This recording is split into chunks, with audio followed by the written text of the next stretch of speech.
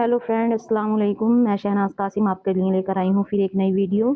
अगर हमारे चैनल पर आप नए हैं तो चैनल को सब्सक्राइब करके बेल आइकन दबा लें ताकि आपको हमारी अपडेट मिलती रहे।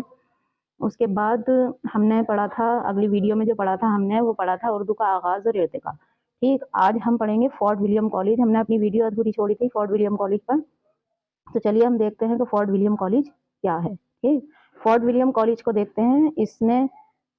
इसने भी उर्दू नस्र की तरक्की में अहम किरदार अदा किया है। अब उर्दू नस्र क्या है वो देखें हम। उर्दू नस्र जो हम बात करते हैं, किस्से, कहानी, दास्तान, सब नस्र कहलाती है। क्या कहलाती है? किस्से, कहानी, दास्तान नस्र कहलाती है।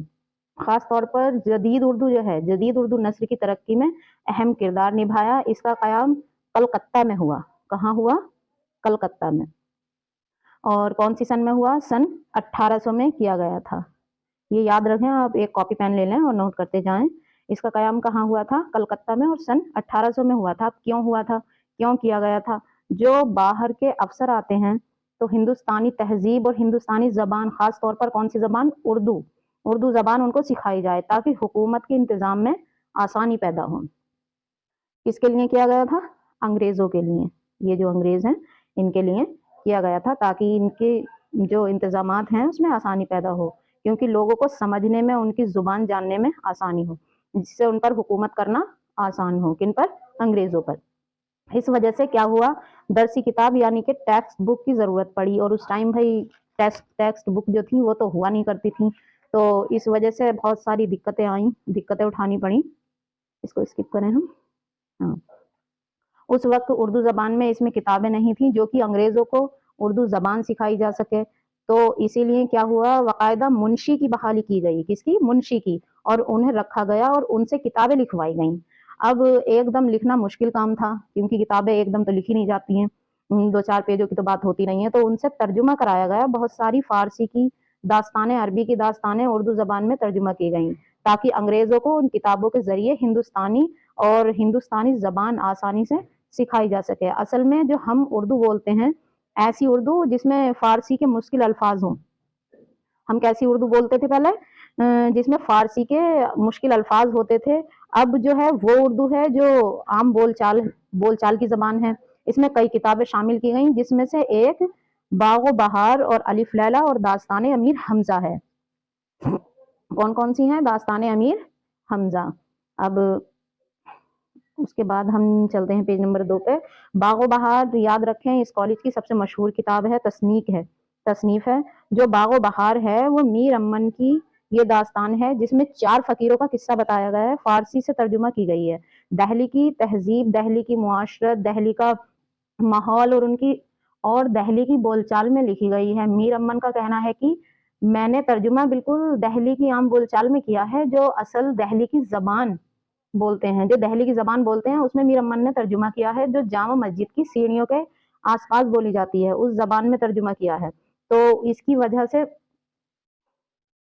हाँ, तो इसकी वजह से जो है जदीद उर्दू नस्र, मॉडर्न उर्दू नस्र जिसमें हम लिख रहे हैं, बोल रहे हैं, कहानी लिख रहे हैं, उसको जो है एक अच्छी शक्ल मिली और क्या हुआ, तरक्की मिली।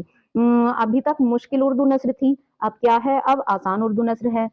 रवानी वाली उर्दू नस्र का वजूद है। एक और हैं सर सैयद तहरीक भी हैं, जिन्होंने उर्दू नस्र में एक अहम किरदार निभाया, उर्दू नस्र में एक अहम किरदार अदा किया, और इससे अलीगढ़ तारीख भी कहते हैं। और इसके बानी जो हैं वो सर सैयद अहमद खां हैं। कौन है इसके बानी? सर सैयद अहमद खां। इसके बानी हैं सर सैयद अहमद खां। इन्होंने भी तरक्की में अहम किरदार निभाया है। इनका भी बहुत बड़ा जो है योगदान है, जो उर्दू नस्र को तरक्की मिली है और तरक्की का अहम किरदार अदा किया है।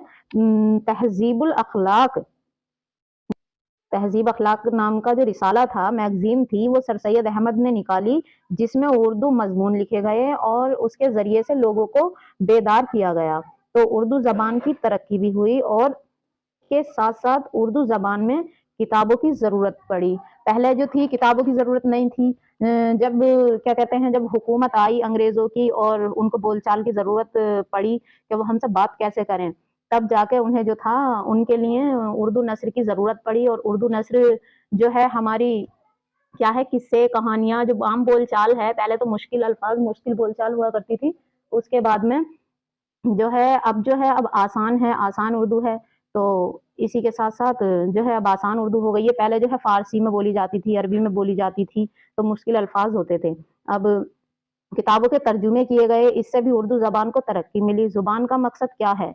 زبان کا مقصد ہے ترسیل، یعنی کہ پیغام پہنچانا، پیغام ایک شخص سے دوسرے شخص سے اپنا خیال، پیغام، اپنا ذہن کی بات، دل کی بات کہہ پاتا ہے۔ زبان تو بس اس کا ذریعہ ہے۔ زبان آج کے لیے بس اتنا ہی کافی ہے۔ مجھے لگتا ہے کہ آپ اسے اگر اچھے سے سمجھ لیں یا یاد کر لیں تو آپ کے لیے آسانی ہوگی۔ آپ کو اگر ہماری ویڈیو پسند آئی ہو تو لائک کریں، شیئر کریں، کمنٹ کریں اور چینل کو سبسکرائب کریں۔ اور اگر کچھ ڈاؤٹ ہو تو آپ کمنٹ میں پوچھ سکتے ہیں، اور کسی اور ٹاپک پر آپ کو ویڈیو چاہیے تو آپ ہمیں بتا سکتے ہیں۔ جب تک کے لیے اللہ حافظ۔